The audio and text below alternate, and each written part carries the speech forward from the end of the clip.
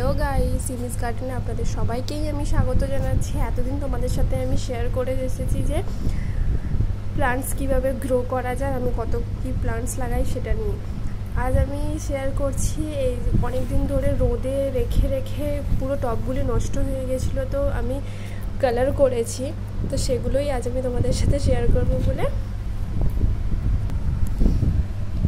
এগুলো সবেতে একই কালার দিয়েছি।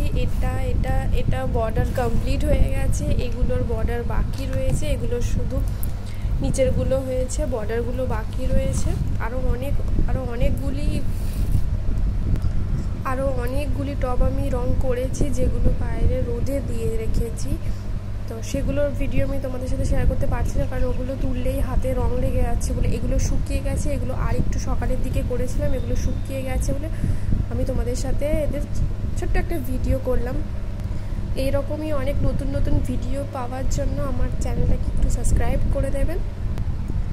এটি হচ্ছে রজনীগন্ধার প্লান্টস। এর আগে একবার ফুল হয়ে গেছে, যার ভিডিও আমি তোমাদের সাথে শেয়ার করতে পারিনি, তার জন্য খুবই দুঃখিত। আমি খুব এক্সাইটেড ছিলাম সেই ফুলটার জন্য।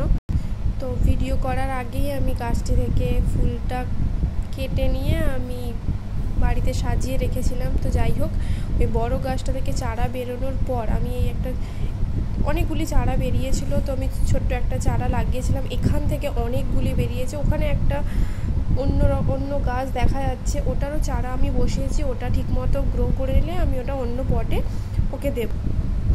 প্লান্টস নিয়ে অনেক ভিডিও তৈরি করা রয়েছে, আমি তোমাদের সাথে শেয়ার করতে পারছি না, কারণ সে সময় এখন খুব কিছু সমস্যার কারণে আমি তোমাদের সাথে ভিডিও শেয়ার করতে পারছিলাম না। তো আবার শুরু করা যাক।